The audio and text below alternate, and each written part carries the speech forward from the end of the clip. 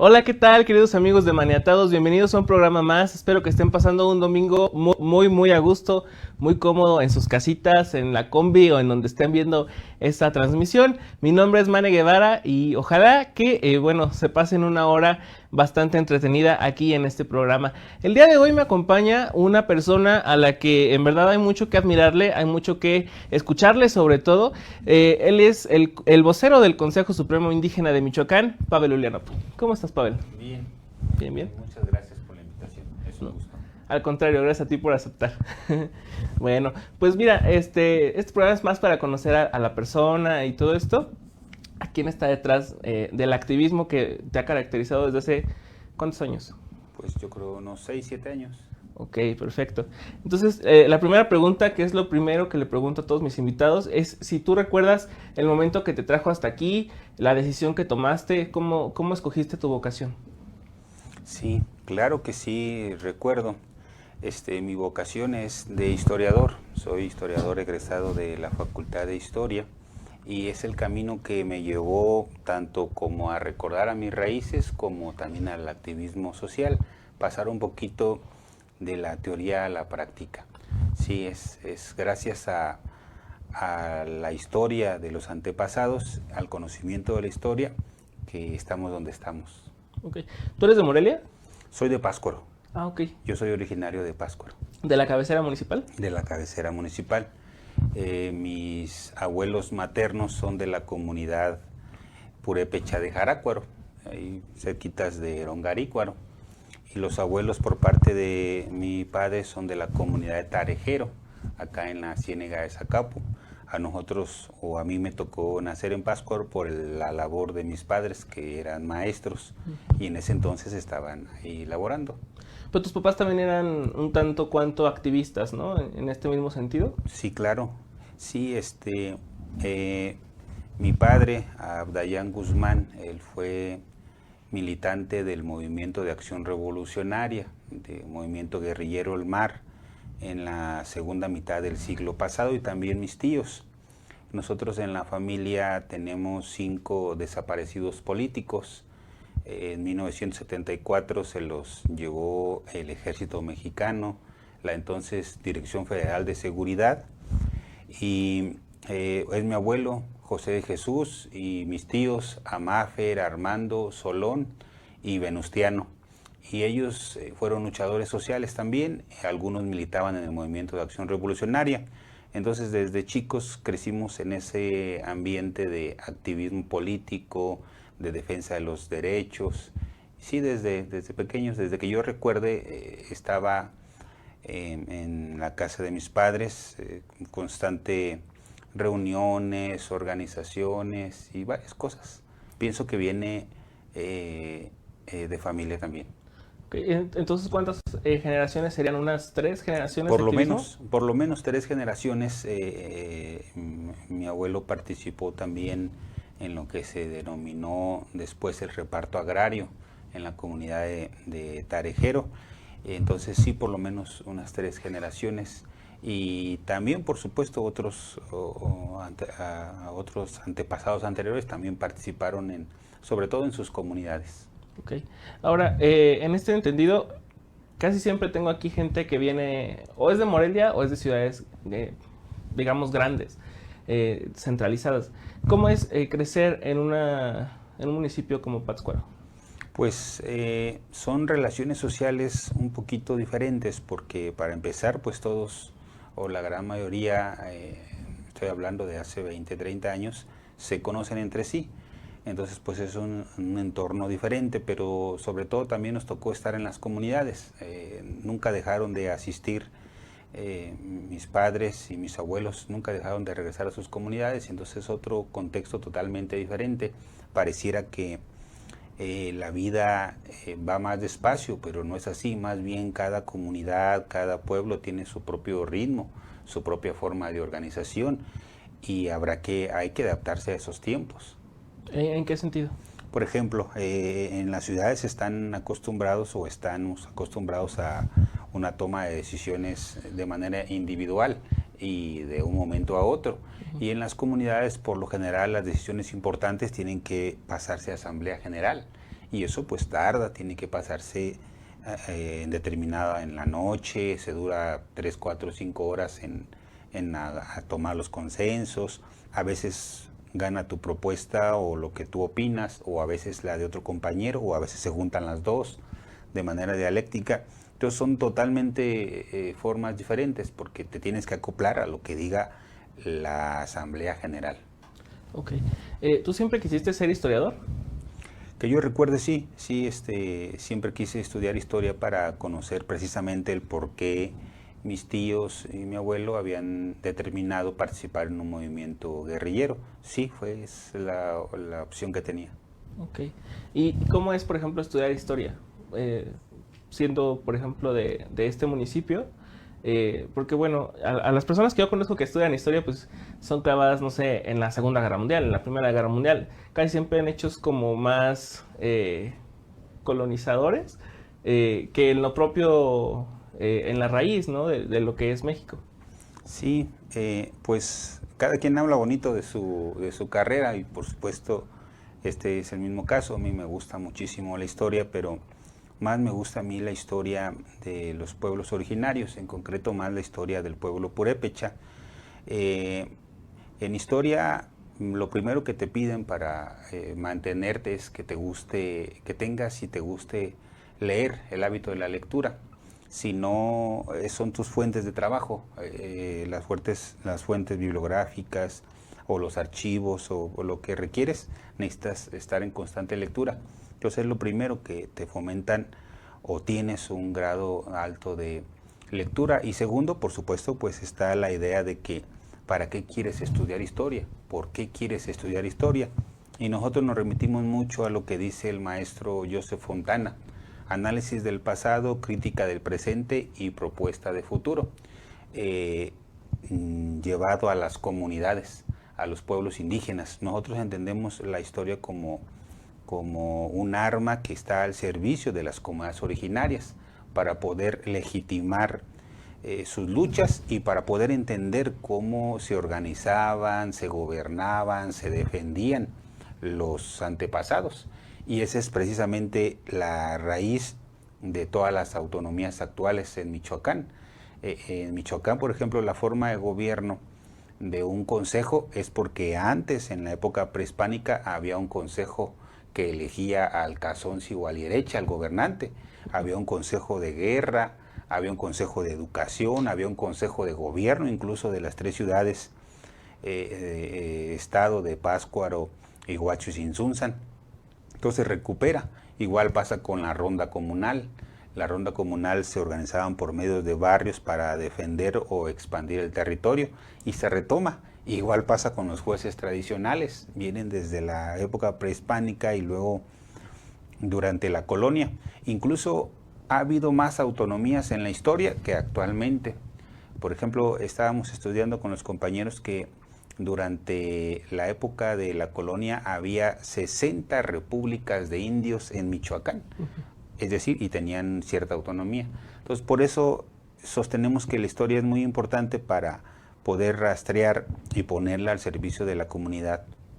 Ahora, últimamente, por estas luchas sociales que han tomado cierto poderío o cierta mediatización, digo, ya están más en los medios, se habla mucho de un argumento que al menos yo no comparto, que dice que pareciera que quieren borrar la historia, ¿no? Específicamente por 2 puntos. Por ejemplo, cuando retiraron la estatua de Cristóbal Colón en la Ciudad de México, y ahora cuando se intenta retirar la estatua del final del acueducto. ¿Tú qué opinas al respecto? Sí, no queremos borrar la historia. Lo que queremos es está en debate el uso del espacio público, y lo que está a final del acueducto es un espacio público para todos, y Morelia no solamente es la capital de los morelianos, sino es la capital de todos los michoacanos y entre ellos de los pueblos indígenas. El problema es que en ese espacio público se está representando una explotación social. Entonces lo que nosotros pedimos es, ni siquiera estamos pidiendo que se destruya, estamos pidiendo que se reubique, que se mande a un museo y que en el museo se contextualice se explique precisamente eso de la historia. Pero el debate es ese, el qué hacer con el espacio público. Y cabe mencionar que lo hemos realizado de manera jurídica, de manera ordenada, con argumentos, con debates, incluso con compromisos. Ha habido compromisos con el actual ayuntamiento que no se han cumplido, con el pasado y con el actual. Entonces no es un tema de querer borrar la historia, es un tema de que el espacio público también, Morelia es un espacio para los pueblos originarios y ahí se está protegiendo una explotación.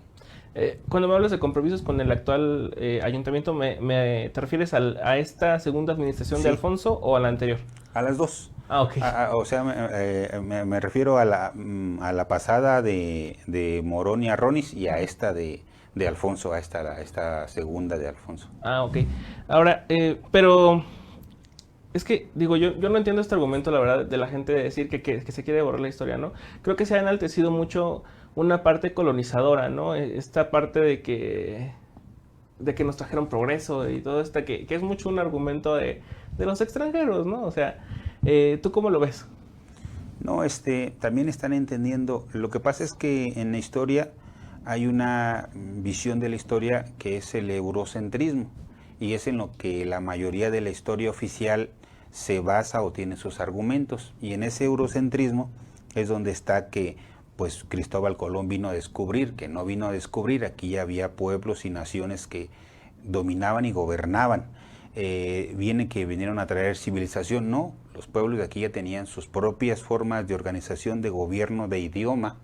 Viene también la idea de que vinieron a liberar a los pueblos originarios, y no es esa idea, es parte de una visión eurocentrista, y lo que se trata precisamente es de escribir la historia desde las propias visiones, no solamente de los pueblos originarios, sino una visión que surja desde las academias, las universidades en México, pero con su propia visión, no exportando una visión extranjera. Sí, ahora sí que escuchar todas las partes de la historia, ¿no? O sea, que la historia sea contada por diferentes actores y conocer todos los lados. Sí, ya escuchamos durante mucho tiempo, si tú recuerdas hace 10, 15 años, todavía en los libros de texto se representaba a Cristóbal Colón descubriendo América. Entonces ya mucho hemos tenido esa visión de la historia, ahora se trata de tener otros enfoques históricos, y por supuesto debe de haber diferentes escuelas que expresen su punto de vista. Ok. Ahora, ¿cómo llegas al Consejo Supremo Indígena o cuál es la historia detrás? Sí, bueno, pues primero el Consejo Supremo Indígena de Michoacán es un consejo formado por autoridades, jefes de tenencia, comisariados ejidales y comunales, jueces tradicionales, consejos de gobierno comunal y rondas comunales. Antes de formar, porque también participamos en la conformación de este consejo, también afortunadamente también fuimos fundadores, pero ya existían las condiciones para que se realizara esto. Es decir, el pueblo purépecha siempre ha estado en constante movimientos sociales, solamente que precisamente la historia oficial no se acerca mucho a ellos o no lo expresa. Cada 10 años, cada 20 años ha habido movimientos sociales, rebeliones, toda una cuestión de efervescencia social. Por ejemplo, te voy a poner nada más 3 ejemplos. Durante la colonia, las rebeliones de Pátzcuaro con el compañero Armola, Pedro Soria, logró aglutinar más de 200 comunidades que se sublevaron en contra de la corona española y se adelantaron a lo que después fue la independencia. Y eso es otra visión de la historia. Ahí surgió esa frase de muera el mal gobierno, que después retomó Hidalgo y después retomó el ZLN y el Congreso Nacional Indígena. Entonces ahí es otra visión de la historia. Otro ejemplo es el de Primo Tapia en la década de 1920, que logró aglutinar más de 150 comunidades y se adelantó a lo que fue el reparto agrario, con Naranja, Tiríndaro y Tarejero.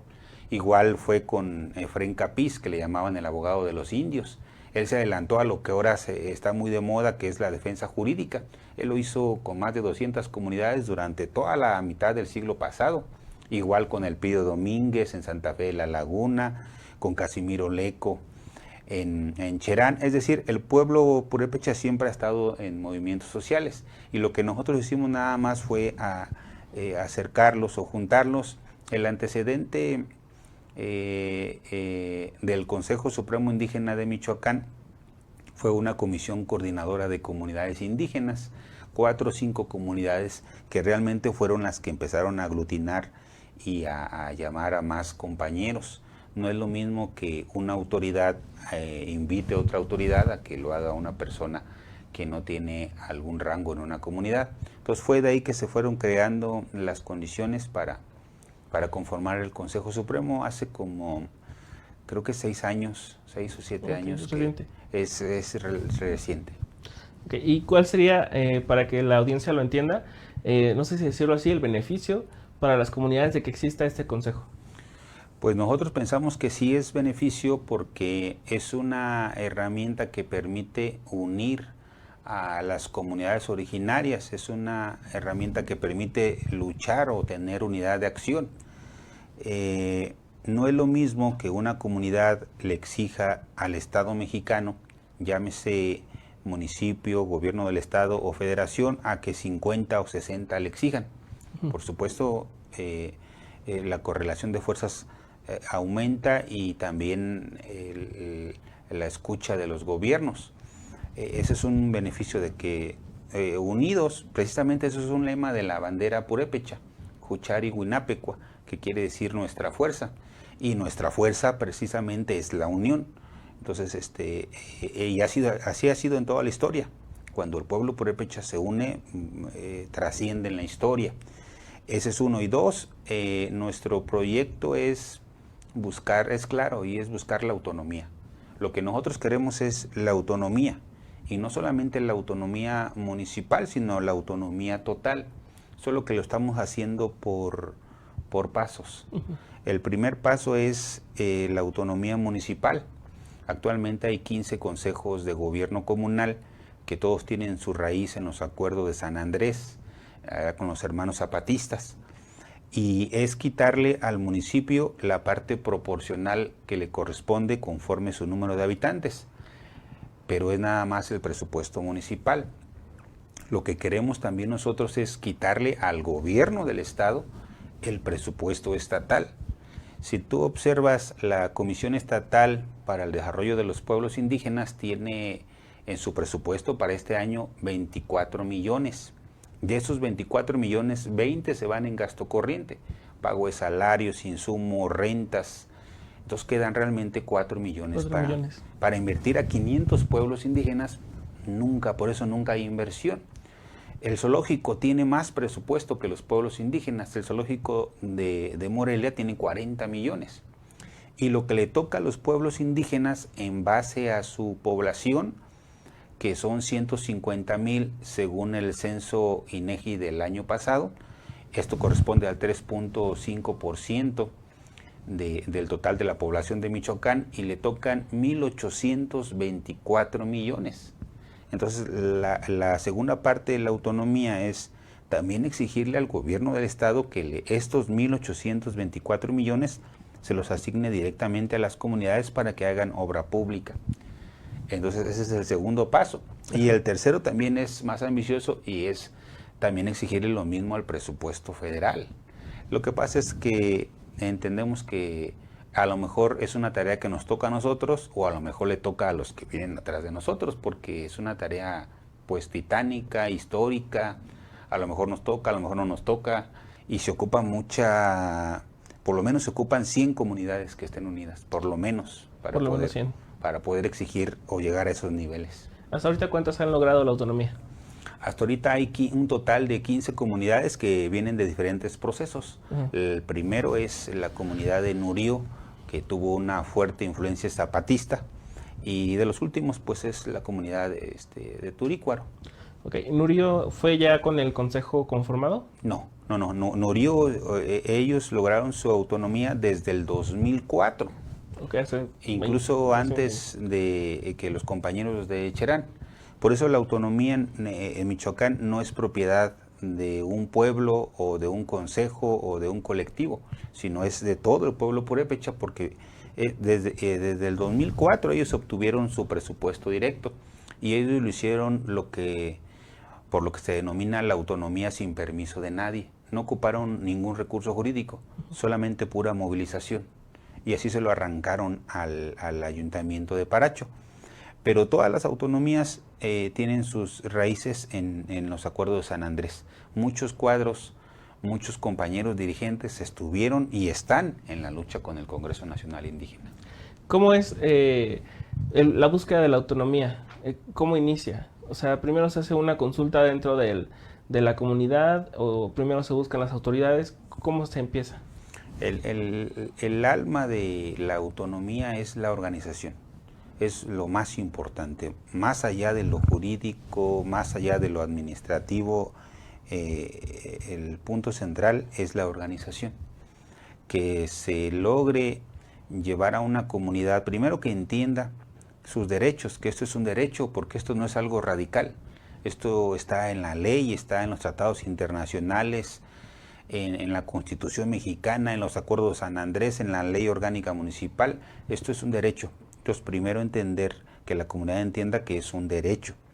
Y segundo, que si están organizados, si hay unidad de los jefes de tenencia, el comisariado, las autoridades y por supuesto unidad del pueblo a través de la Asamblea General, se puede hacer lo del presupuesto directo y se pueden hacer muchísimas cosas más, como la defensa del territorio. Uh-huh. Entonces, el sujeto histórico de los pueblos indígenas es la Asamblea General. No son los abogados, no son los asesores, no son los coordinadores, no son incluso las autoridades. Es la propia Asamblea General. Cuando entendamos eso o una comunidad lo entienda, que ahí en las asambleas se debe de exponer, se debe de debatir, se debe de ganar, es cuando ya está caminado más del 50%. Ok. Ahora, hay un argumento que yo he escuchado de varios políticos y que la verdad incluso puede ser ofensivo, ¿no? Que no tienen la capacidad, que va a ser complicado ejercer el presupuesto, que vienen demasiadas responsabilidades, la auditoría superior de la federación, etcétera. ¿Cuál es el argumento? El decir sí podemos, porque digo, ya lo he visto, lo he constatado con ustedes en algunas conferencias de prensa, han expuesto sus argumentos, han expuesto cómo se lleva a cabo en otras comunidades, pero me gustaría escucharlo de ti. ¿Qué opinan ustedes al respecto de esto? Lo que pasa es que ningún ayuntamiento de ningún partido político, incluido Morena, PRI, PRD, PAN, Verde, de todos los colores, ningún ayuntamiento va a querer darle el presupuesto a la comunidad porque le quita una parte del presupuesto y le quita sobre todo poder. Sí, claro. Entonces, todos los ayuntamientos están en contra. Aunque ya esté en la ley, aunque ya exista, aunque digan que no, en la práctica están en contra. Por eso una forma de defenderse es a través de denostar a las propias comunidades, de hacerlas menos, porque eso es lo que están haciendo. Y eso es totalmente una mentira. Todas las comunidades indígenas tienen profesionistas, por supuesto abogados, arquitectos, contadores, historiadores. Hay comunidades que concentran, por ejemplo, una gran cantidad de historiadores, por ejemplo, Santa Fe de la Laguna, 15, 20 historiadores, que incluso están reconocidos en niveles altos por la burocracia universitaria, es decir, tienen nivel de investigador 1 y toda esa cuestión. Entonces, en todas las comunidades hay profesionistas, solamente que es un argumento con el que tratan de defenderse. No, las comunidades todas tienen la capacidad para administrar sus recursos y para comprobar, porque esto no es, todos los fondos vienen etiquetados, vienen por rubros y se tienen que comprobar. Entonces es mentira eso que digan que se lo pueden gastar como ellos quieran, porque no lo permite la ley. Y si alguno así fuera, pues hay responsabilidades, pero estas responsabilidades se aplican también a ellos mismos también, ¿cuántos presidentes municipales o gobernadores no han desviado recursos públicos. Entonces, pues esta es una constante que está una posibilidad en todos lados, no nada más en las comunidades. Pero hasta el momento se ha aprovechado muy bien el presupuesto directo, porque el primero a quien tienen que rendir cuentas es a la Asamblea General. Okay. De los pueblos. Ustedes no van a actuar, es ilógico que actúen en su propia contra, en propia de su propia gente, ¿no? O sea, es un pensamiento absurdo. Sí. Lo que pasa es que es una forma de, tratan de defenderse. Es, en vez de que muestren argumentos de por qué están en contra de que se les entregue el presupuesto, lo más fácil es denostar al enemigo. Sí, claro. Sí. ¿Cuál sería el mayor beneficio que has visto hasta ahora en alguna comunidad después de que se logró la autonomía? Bueno, son varios. Primero, en la obra pública. Por ejemplo, el ejemplo de Cebina, del Consejo de Gobierno Comunal de Cebina. Antes el Ayuntamiento de Nahuatzin les daba para alguna obra $500,000 o $1,000,000 y con eso hacían una obra. Y ahora pueden hacer hasta 8 veces más obra pública con la parte del presupuesto. Y eso nada más es en el rubro de obras.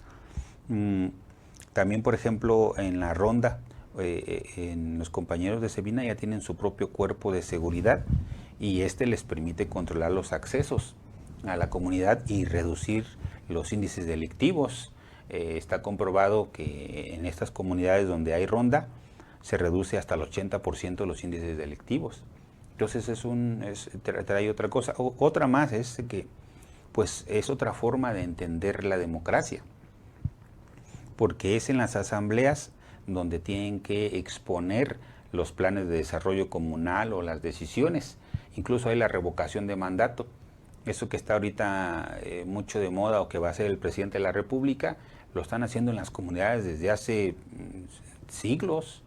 Quitan y ponen jefes de tenencia, comisariados ejidales o comunales o consejos de gobierno. En todos los consejos de gobierno que hay, en todos ellos han cambiado a algún concejal. Cuando ya no responde o cuando no está de acuerdo con la decisión de las asambleas, simplemente la asamblea lo revoca. Entonces es una forma más directa de democracia, incluso que con los partidos políticos. Okay. Ahora, ¿cuál es la satisfacción de participar en este tipo de movimientos? Bueno, primero que estamos siguiendo el camino de los abuelos, que estamos siguiendo lo que hicieron no solamente nuestros antepasados, sino los antepasados de todos los demás compañeros. En el Consejo Supremo Indígena de Michoacán hay compañeros que han participado en una multitud de movimientos indígenas también, y son compañeros que vienen de años de lucha. Entonces, una primera satisfacción es de que continuamos con este camino de otros compañeros. Y otro más es de que también es una escuela. El Consejo Supremo también es una escuela donde se aprende a través de las autoridades, a través de las asambleas, a realizar consensos, a exigir los derechos, a entrarle también a la cuestión jurídica del propio Estado. Por ejemplo, en el camino nosotros conformamos nuestro propio colectivo de abogados indígenas, Jucharguinapecua, que está conformado por compañeros abogados de Pichátaro, de Cebina, de San Felipe, de varias comunidades, y entonces hicieron suyo el lenguaje legal, tomaron el derecho positivo y lo usaron a favor de las comunidades. Entonces eso nosotros consideramos algo muy, muy bueno, que hoy en día las comunidades ya podamos discutir, debatir, hablar sobre autonomía. Okay. Ahora, pasando a otro tema, ¿qué pasa con la defensa del territorio? Específicamente, recuerdo hace algunas semanas, casi meses, la defensa de Sirahuén para evitar que se construyera un complejo turístico. ¿Cómo avanza en estos casos? Sí, la defensa del territorio es la madre de todas las luchas. Nosotros pensamos que es la lucha más importante e histórica de los pueblos indígenas, incluso más allá del derecho al presupuesto directo, porque sin territorio pues no hay autonomía, no hay donde ejerces autoridad, no hay donde puedes defender el bosque. Entonces es la lucha más importante y es una lucha histórica que lleva cientos de años. Por ejemplo, 3 casos. El caso de los compañeros de Santa Fe La Laguna, desde hace por lo menos 100 años llevan defendiendo su territorio. Y en concreto lo llevan defendiendo de las invasiones que hacen particulares o ganaderos de Quiroga. Y lo han logrado hacer, y el año pasado lograron recuperar 40 hectáreas, lograron recuperar la casa de descanso del gobernador, se la quitaron en movimiento social al gobierno del estado, una planta piscícola a Conagua, también una finca a la Secretaría de Comunicaciones y Transportes. Es decir, poco a poco van recuperando, y en el caso de los compañeros de Siragüen es igual. Los compañeros de Siragüen llevan ya cerca de 2 meses resguardando el territorio del Tepamio, que se lo quieren quitar particulares para...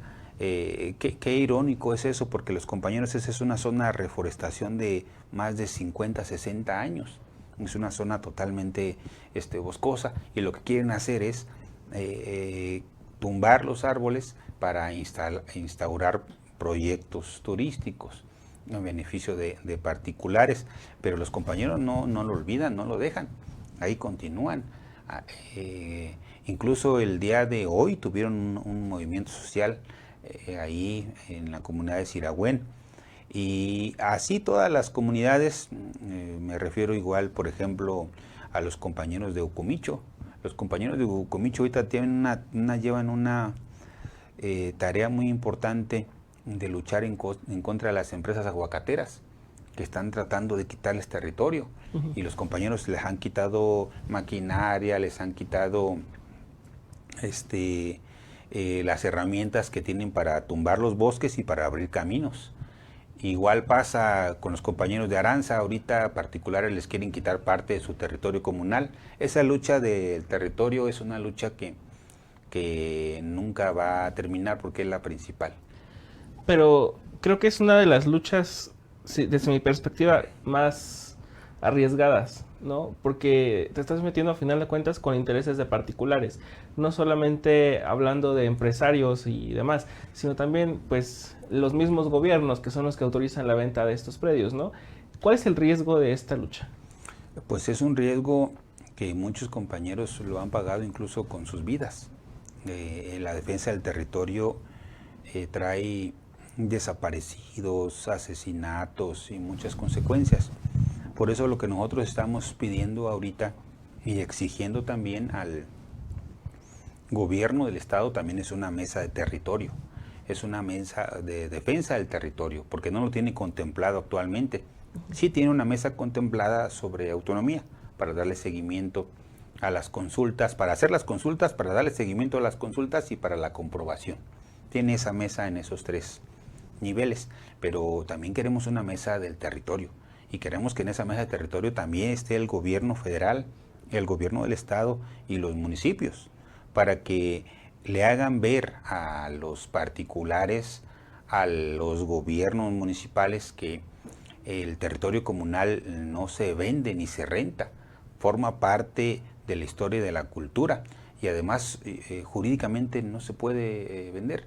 Lo que pasa es que se basan de artimañas jurídicas, pero en los tribunales agrarios siempre les da la razón a los compañeros que tienen la tierra comunal. Ok. En ese sentido, acercándonos un poquito al Día de Muertos, ¿cómo observas tú la vigencia de las tradiciones y el respeto que se le da también a las mismas, ¿no? Sí, pues en los últimos 50 años la política de Estado hacia los pueblos indígenas es la mercantilización de la cultura. Eso ha sido en los pasados gobiernos, y pensamos que va a ser igual, porque lo que le están apostando es a un turismo masivo, y un turismo masivo lo que hace es que llega a invadir un espacio ceremonial, porque eso es una ceremonia, el recibir a los antepasados, y además se consume mucho alcohol, hay multitudes y la derrama económica además se queda más que nada sobre todo en los hoteleros, en las ciudades, por ejemplo en Pátzcuaro, en Morelia, en las comunidades van un rato nada más y se regresan. Entonces vemos que está esta política de mercantilización de la cultura purépecha. Entonces, ¿tú crees que sería más bien utilizar esto? Porque digo, yo tuve la oportunidad de ir hace algunos años a Janitzio y recuerdo que, pues bueno, la gente estaba rezando, estaba terminando de colocar sus altares, pues sí, los turistas sería como incluso una falta de respeto, ¿no? Al propio ritual. Sí, lo que no han hecho los gobiernos es precisamente consultar a las comunidades, se les debe de consultar qué es lo que las comunidades requieren porque es una política pública.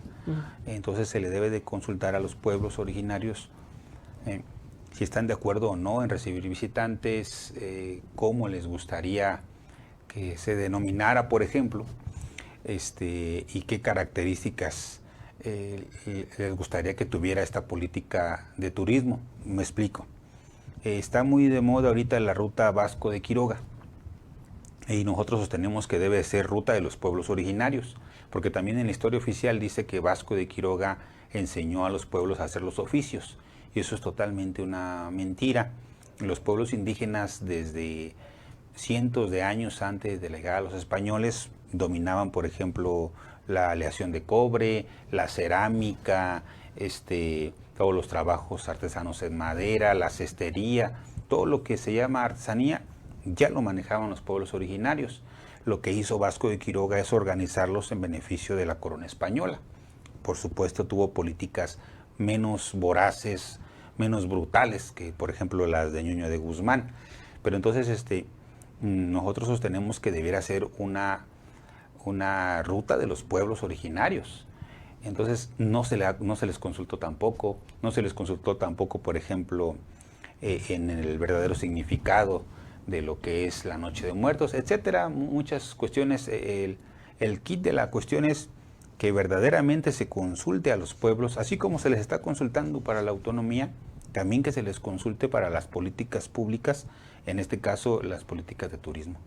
Okay. Sí, porque yo pensaba, por ejemplo, en el caso de Janitzio, que decidió no abrir las puertas al turismo en esta ocasión. Digo, es una situación más de salud que otra cosa, pero creo que es también necesario, ¿no?, tomarlos en cuenta. Por ejemplo, el secretario de Turismo decía que se les consultó para cómo se va a llamar la festividad, el cartel y la difusión y todo esto. Pero sí creo que tendría que ser un poco más tomarlos en cuenta, ¿no?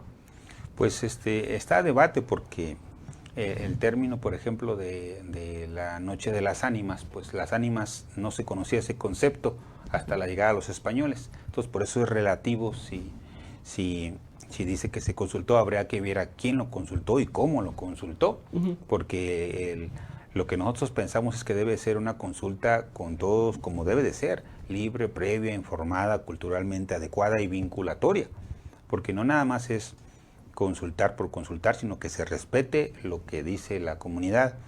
Entonces sí hace falta que este derecho de consulta permee más en las comunidades indígenas. Sí. Ahora, pasando a otro tema, ¿cómo se lleva a cabo esta búsqueda de los perseguidos políticos, de los retenidos? Incluso me hablabas de tu familia, que son 5, me parece, ¿verdad? Los que, bueno, fueron retenidos por, en ese entonces, la Secretaría de Seguridad, bueno, lo que soy la Secretaría de Seguridad. ¿Cómo es esta búsqueda? Bueno, fue por el Ejército Mexicano. Nosotros, o mi familia, o mi padre, o mis tíos, o mis tías, o mi abuela, lograron comprobar mediante los archivos oficiales, mediante el AGN, que fueron detenidos por el Ejército Mexicano, la Dirección Federal de Seguridad, el propio director vino hasta acá a detenerlos, la 21 Zona Militar, fueron llevados a la 21 Zona Militar, de ahí fueron llevados a la Zona Militar número 1 en la Ciudad de México. Entonces está comprobado totalmente que quien los desapareció fue el Estado. o sea, el gobierno federal, el ejército mexicano y por supuesto también el gobierno de Michoacán de ese entonces. Entonces, ¿cómo se dio? Quien inició toda esta búsqueda, como es en muchos lados, le correspondió a mi abuela. Fue la primera que siempre estuvo buscándolos, yendo a preguntar a oficinas, quedándose a dormir en donde podía para poder preguntar, en el Palacio de Gobierno, en las cárceles, en la zona militar. A veces le hacían caso, a veces no le hacían caso. Entonces hasta el día de hoy es una lucha que todavía sigue. Son los primeros desaparecidos políticos registrados, por lo menos en Michoacán, y actualmente el caso se encuentra en la Comisión Interamericana de Derechos Humanos. Se demandó al Estado mexicano. Ya la Corte Interamericana admitió y está en etapa de resolución. Estamos esperando a que le dé resolución. Entonces es una lucha que incluso ha continuado con generaciones. Ahora nos toca a nosotros continuar la lucha de nuestros padres, como continuaron la lucha de sus padres. Okay. Ahora, perdón que lo pregunte de esta manera, pero ¿cuál fue la causa? ¿Por qué los buscaron? ¿Por qué los retuvieron? Sobre todo se dio porque mi tío Amáfer Guzmán Cruz era dirigente estatal del Movimiento de Acción Revolucionaria. En un contexto de represión, por ejemplo, en la segunda mitad del siglo pasado se reprimió a los movimientos sociales. Se reprimió el movimiento estudiantil del 68, del 73, a los ferrocarrileros, a los doctores. Incluso aquí fueron reprimidos movimientos sociales en el 63, en el 66. Entonces, en un contexto de represión social, muchos estudiantes, muchos luchadores sociales pensaron que el único camino que había era la revolución, y sobre todo estaba un contexto internacional de la revolución cubana, la revolución china, la revolución rusa, más de 80 movimientos guerrilleros en América Latina. Había otro contexto, y en ese contexto fue que mi tío decidió entrar a la lucha guerrillera. Entonces él y también, por ejemplo, mi padre, Abdayán Guzmán, sí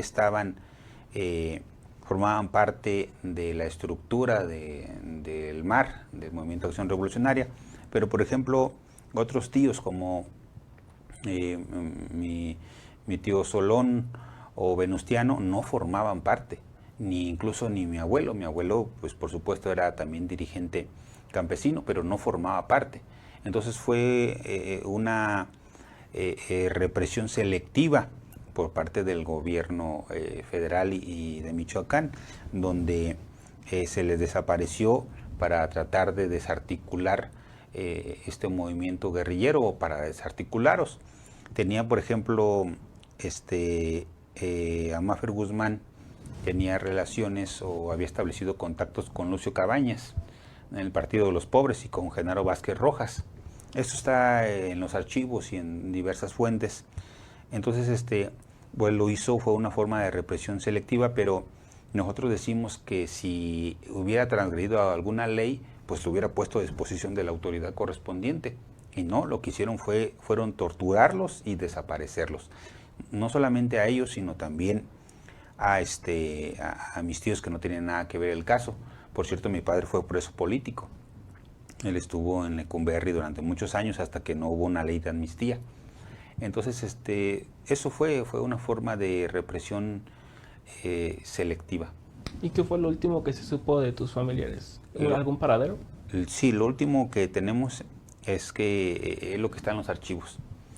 Pese a que han puesto miles de trabas o cientos de trabas, ya se logró establecer en los archivos que su último paradero fue en el cuartel militar número 1 en la Ciudad de México, y en otro cuartel militar en una zona de aviación en Acapulco.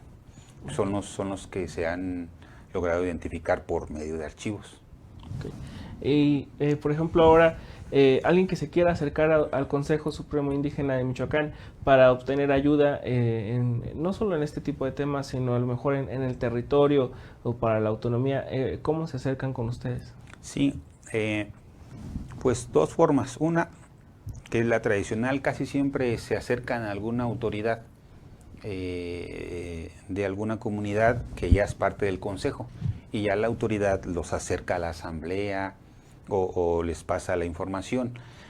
Por ejemplo, en próximos días vamos a tener una reunión de todo el consejo en la comunidad de Calzoncin para determinar algunos puntos, y ahí otras comunidades como Tanaquillo como Tacuro, que no estaban en el consejo, se acercaron a Huáncito, otras comunidades que ya están, y ellos son los que los invitaron y van a acercarse. O la otra es ya otra forma, nada más que esa es ya más contemporánea, es a través de correo electrónico o número de teléfono. A través de correo electrónico es consejosupremoindígena@gmail.com, y también o a través de Facebook, de la página del consejo, que es Consejo Supremo Indígena de Michoacán. Ok.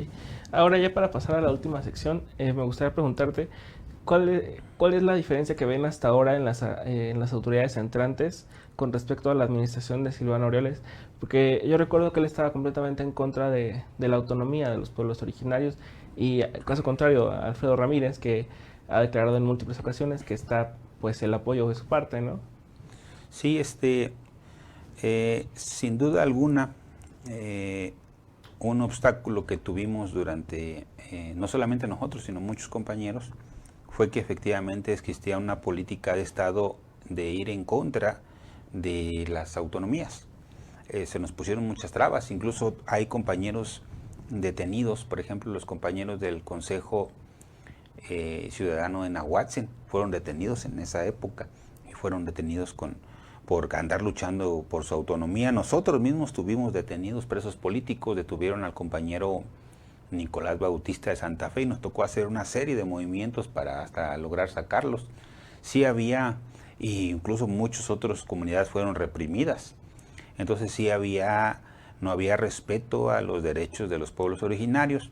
Lo que pasaba es que también hubo un calco político de parte del anterior gobierno, de que como nos vio o como vio otros compañeros organizados, pues le fue un poco a poco bajando, pero sí puso muchísimas trabas.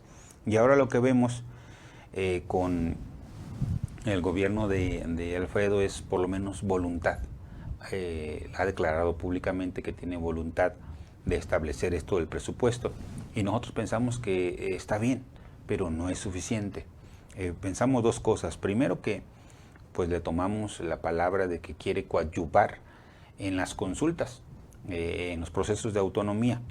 Está muy bien, pero pedimos que ya pase del discurso a la práctica, de la teoría a la práctica, que ya se refleje.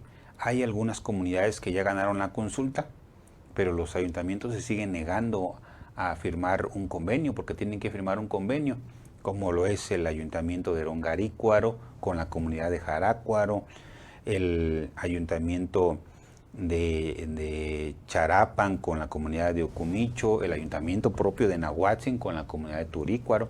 Entonces hace falta que sus funcionarios operen y citen a estos ayuntamientos, a estos cabildos, para asignar el convenio, que verdaderamente se vea, se refleje.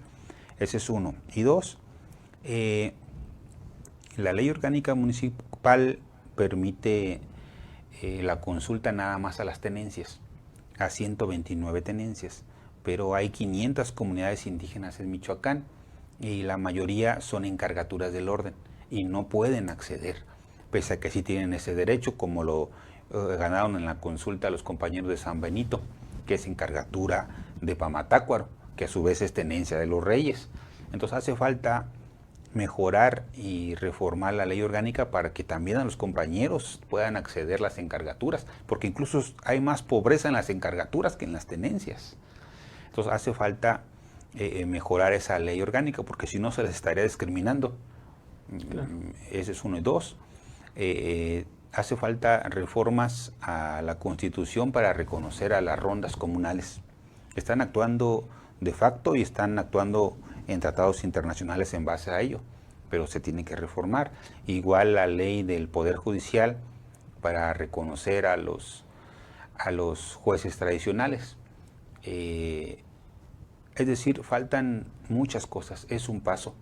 Es un paso lo que han logrado dar las comunidades, porque esto sostenemos nosotros, forma parte de la historia de todo el pueblo purépecha. No de una comunidad, no de un consejo, no de un gobernador, sino de todo el pueblo purépecha. Ok, ahora sí, antes de pasar a la última sección, van varias veces que me dices que los esfuerzos no son suficientes. ¿Cuándo va a ser suficiente? Pues si tú observas los índices más altos de marginación, de pobreza, de desigualdad, están en las comunidades indígenas, aún no hoy en día. Y con el gobierno que esté, a nivel federal, a nivel municipal o a nivel estatal. ¿Cuándo va a ser suficiente? Pues cuando se mejoren un poco estos parámetros de pobreza, de marginación, de discriminación. Hay una pobreza histórica y milenaria. Los invitamos a que puedan acudir a cualquier comunidad, y hay comunidades con cientos de años de historia. Por ejemplo, la comunidad de Cuanajo, la comunidad de Naranja, de Tapia, la comunidad de Aranza, la comunidad de Turícuaro, de Apamatácuaro, donde todavía no tienen los servicios básicos. Y son comunidades que tienen cientos de años, y en las ciudades, en 10, 15 años, les pueden ir resolviendo esas necesidades de los servicios básicos, y en las comunidades no. Entonces hay una marginación histórica. ¿Cuándo se va a resolver? Cuando se avance un poquito a resolver esta pobreza histórica. Ok, muy bien. Pues bueno, vamos ahora sí a la última sección de este programa. Son preguntas concretas, las preguntas maniatadas. Son preguntas que le hago a todos mis invitados. Tú puedes responder todo lo que tú quieras. Okay. Primera pregunta, ¿cuál ha sido el día más feliz de tu vida? El día más feliz de mi vida, pues hasta ahora yo pienso que uno de los días más felices que he tenido es cuando logro compartir con mi familia algún logro personal, como académico, o algún que se pueda reunir toda la familia. Ese ha sido uno de los días. Ok. Hasta la fecha, ¿hay algo que no hayas podido comprar? Sí, claro, comprar, te refieres económicamente, sí, muchísimas cosas, ¿Cómo que? pues, no he podido comprar una casa, un carro nuevo, muchas cosas, son muchas las necesidades. Okay. ¿Intangible, te gustaría tener la capacidad de comprar algo? No es algo intangible, es algo que se tiene que lograr en determinado momento. No me preocupa, no es el objetivo ahorita. Por supuesto tengo una casita y tengo mi carrito, no pasa nada. Pero... pero me refiero, como me preguntaste que si económicamente, por eso te preguntaba, ¿hay algo intangible que te gustaría comprar? No, creo que no. Pero bueno, sí, siempre las cosas van llegando en su momento, ¿no? Muy bien. ¿Hasta hoy has logrado alguno de tus sueños? Sí, muchos. ¿Nos puedes compartir alguno? Uno, precisamente ser historiador. Otro, ayudar o coadyuvar en la autonomía de los pueblos indígenas. Cuando empezamos este proceso, hace algunos años, nos decían todos que estábamos locos, que no era legal, que no era posible, que le hiciéramos como quisiéramos y que no se iba a poder. Y hoy en día la autonomía es ya una realidad de muchas comunidades. Ese es un sueño, que no solamente mío, sino de muchos compañeros. Ese es algo muy bueno. Okay. Dime 3 personas que hayan marcado tu vida y por qué. 3 personas que hayan marcado mi vida, pues pienso, por supuesto, mi padre Abdayán Guzmán, mi madre Elia Macario, y creo que una persona que ha influido mucho en mi vida es, aunque no lo conocí, mi tío Amafer Guzmán Cruz. ¿Por qué?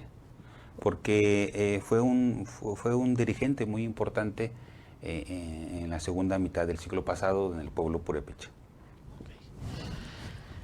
¿Cuál es tu mayor limitante en este momento?